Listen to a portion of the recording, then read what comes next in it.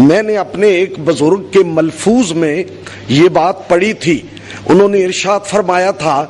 کہ ایک بادشاہ نے ایک قلعے کے اوپر، ایک بستی کے اوپر حملہ کر دیا، اور پھر کچھ عرصہ وہ جو ہے محاصرہ طویل ہوا، اور پھر اس بادشاہ کو کامیابی ہو گئی۔ اب جب کامیابی ہو گئی تو اس نے فتح و مند ہو کر اس بستی میں پاؤں رکھے،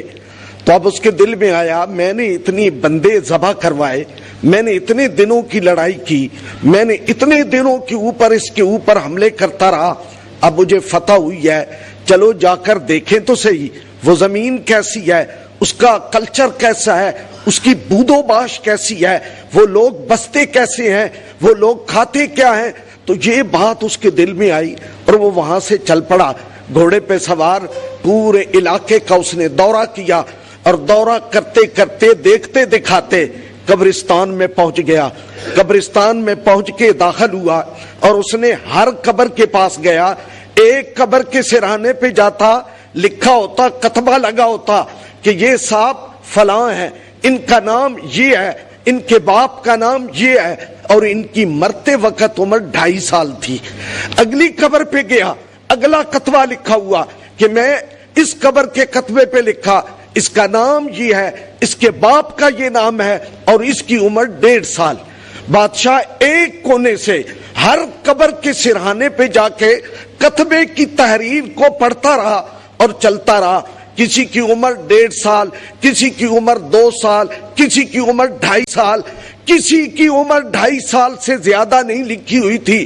بادشاہ حیران ہوا، عجیب ماجرا ہے، عجیب لوگ ہیں، جنگ کی انہوں نے میرے ساتھ، جوان بھی تھے، لڑکے بھی تھے، بوڑھے بھی تھے، ادھیڑ عمر بھی تھے، سب لوگ موجود تھے، لیکن یہاں قبرستان میں آؤ تو لکھا ہے 1.5 سال، 2 سال، 2.5 سال۔ یہ کیا ماجرا ہے؟ بادشاہ کے پلے یہ بات نہ پڑی، اس نے شہر کے سیانوں کو بلایا، جو بڑے بڑے ذمہ دار لوگ تھے ان کو بلایا، ان کے امیروں کو بلایا، ان سے پوچھا یار بڑی مشکل میں پڑ گیا ہوں، تمہارے ساتھ جنگ لڑی وہ مشکل نہ تھی، لیکن یہ پہلی بوجھنی مشکل ہو گئی، مجھے یہ تو بتاؤ کیا ماجرا ہے کہ تمہارے لوگ 1.5 سال، 2 سال، 2.5 سال میں مر جاتے ہیں اور کوئی اس سے آگے زندہ نہیں رہتا۔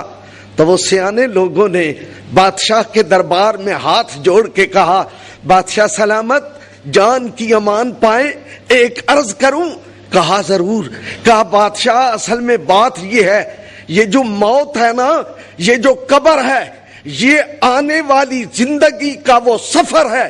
جہاں جھوٹ نہیں چلتا، جہاں کوئی بناوٹ نہیں چلتی، وہاں ہم وہ زندگی لکھتے ہیں جو اس مالک کی یاد میں گزرتی ہے، جو اس پروردگار کے ذکر میں گزرتی ہے۔ ہم وہ زندگی یہاں لکھتے ہیں جب اس کی کیلکولیشن لگتے ہیں، جیتے تو 70 سال ہیں لیکن زندگی وہ ہے جو اس کے نام پہ گزری، وہ 2.5 سال بنتی ہے، کسی کی 2 سال بنتی ہے، کسی کی 1.5 سال بنتی ہے۔ میرے دوستو، میرے عزیزوں، میرے بھائیوں، یہ فقیر، یہ درویش آج یہی کہہ رہا ہے کہ یہ لمحے جو تمہارے ساتھ گزر رہے ہیں، جو لمحے اللہ کی یاد میں گزر رہے ہیں، جو لمحے اس مدرسہ کی خیر مانگتے گزر رہے ہیں، میں یہی زندگی کے اپنے وہ لمحے سمجھتا ہوں جن کو میں سمیٹ کے اپنے رب کی بارگاہ میں پیش کروں گا، عرض کروں گا مولا میرے دامن پہ کوئی خیر نہیں ہے،